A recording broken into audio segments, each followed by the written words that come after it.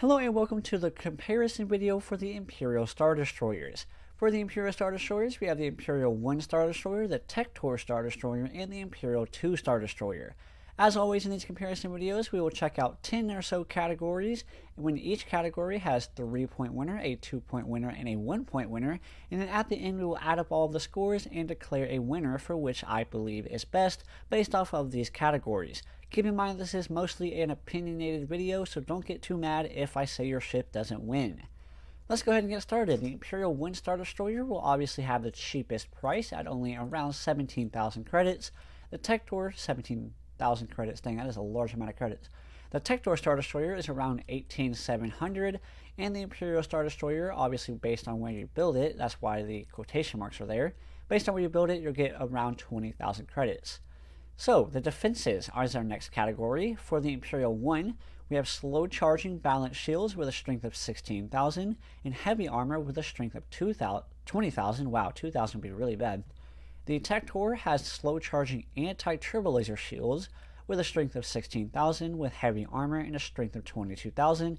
And the Imperial Star Destroyer 2 has slow charging balanced shields with a highest strength of 18,000 and heavy armor with a strength of 22,000.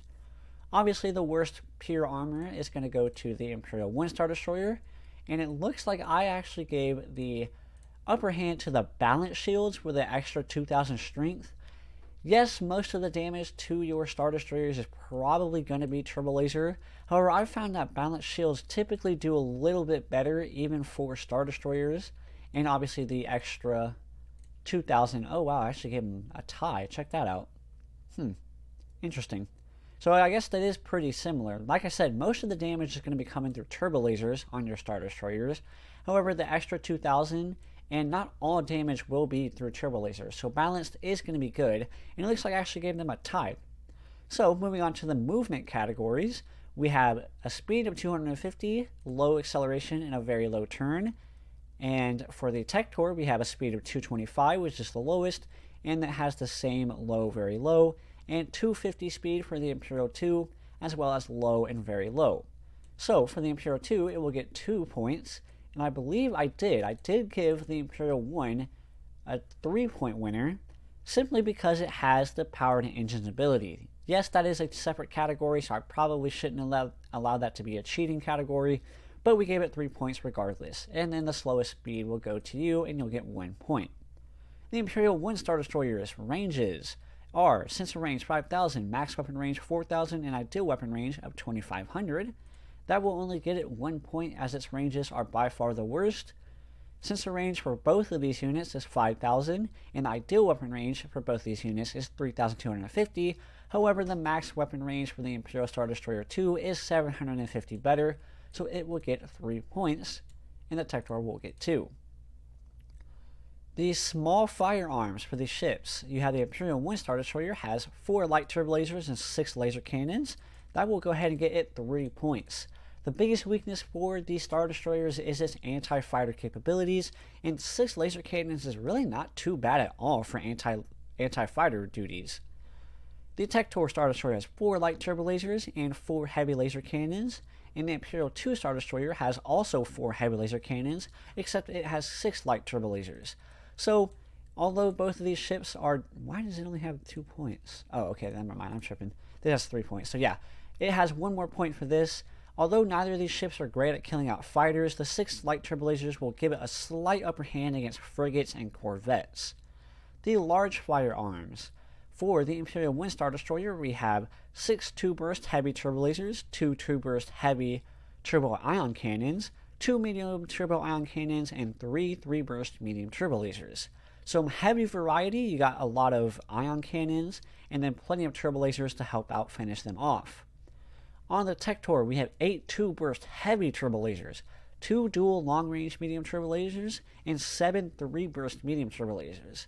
So you got nothing but turbo lasers, no ion cannons. However, you have a lot of turbo lasers, a lot of heavies, and plenty of mediums. For the Imperial 2 Star Destroyer, you have 8 4-burst dual long-range medium turbo lasers, 8 2-burst long-range medium turbo ion cannons, and 3 3-burst medium turbo lasers. So you don't have quite as many turbo lasers. However, you have long-range ones, which is going to help keep the Imperial Star Destroyer out of the fight, which will allow it having those long-range turbo lasers to keep it out of the fight, still do a lot of damage from far away, and keep your Star Destroyer alive. I did heavily consider giving the Tector the 3 points here because it has more turbo lasers than the Imperial 2. I probably should have given it 3 points. I think the Tector's weapons are really what separates it from the Imperial 1 and the Imperial 2. And then obviously the worst is going to go to you. I actually don't think that these weapons are bad. All three of these Star Destroyers have really good large firearms. That's what it is. Star Destroyers are meant to deal damage, and that is what they do. Probably should have given you 3 points because I do think that the pure amount of turbo lasers it has is going to give it the upper hand versus the Imperial 2.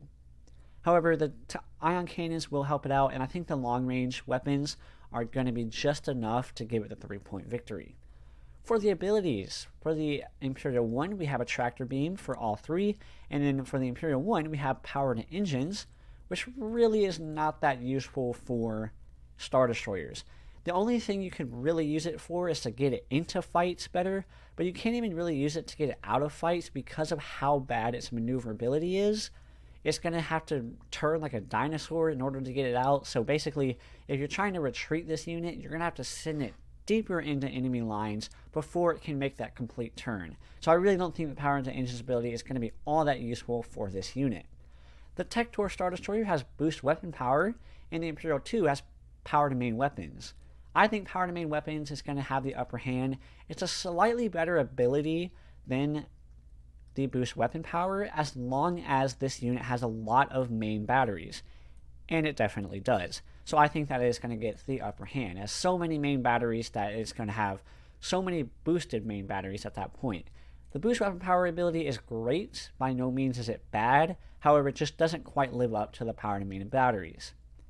The next category is the hangar bay category. We have no hangar bay here for the Tector. That is a major no-no.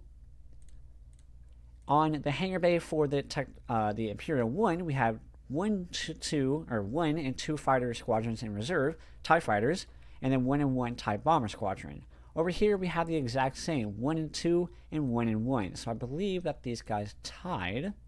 No, you did get 3. Why did I give you 3? I cannot remember. However, for some reason it gave it 3. Probably shouldn't have done that. I'm probably just trying to give you some extra points. So the personal opinion category, I believe that's all of our favorite categories. For the Imperial Tector Star Destroyer, is it better is the question. Is this unit actually better than this one? Not having a hangar bay really does bring up that question. You need the hangar bay. The biggest weakness for the Imperial Star Destroyers is its weakness to fighters. So if it doesn't have fighters, why would I choose to build it over the Imperial 1? That's cheaper. It doesn't require as much technology. So is it actually better? The reason why it is better is its next personal opinion category is its turbo lasers. This thing just has so many turbo lasers. It really does wreak havoc on those units, especially Black Sun units where their shields aren't as powerful. The amount of turbo lasers this unit has is just insane. However, even still, I only gave it 1 point just because I think that having the early game tank of the Imperial 1 is so much more important. Having not have to build as much technology in order to get the Tector, I really want that early on tank that the Imperial 1 provides. Should you lose all of your Venators or maybe Admiral Ozzel early on, you're going to have to replace him with a tank.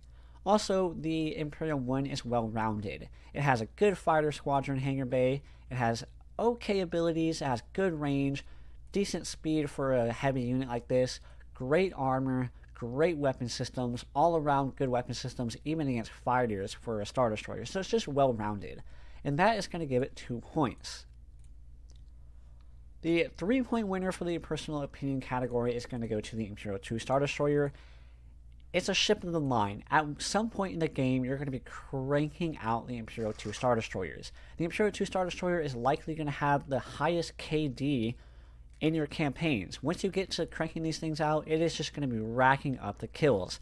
When I did the ship showcase for this unit, that's exactly what I said. This unit is just going to be racking up kills. It's a ship in the line, you're going to be building so many of these units, as well as its firepower and size. Great defensive ability, great offensive ability, great abilities, and it's just so good with its firepower and size. So the final scores, and the winner is the Imperial 2 Star Destroyer at 21 points. This is a pretty easy comparison video, as this ship is just distinctly better than these two units. However, it was interesting to see that this has no hangar bay. I probably should have given you 3 points for the turbolasers. I do think these turbolasers are a little bit better than this. Just the all-out firepower that a total of like over 20 turbolasers has is just insane. But yeah, that's the Imperial Star Destroyer comparison video. As always, thanks for watching and enjoy the rest of your days.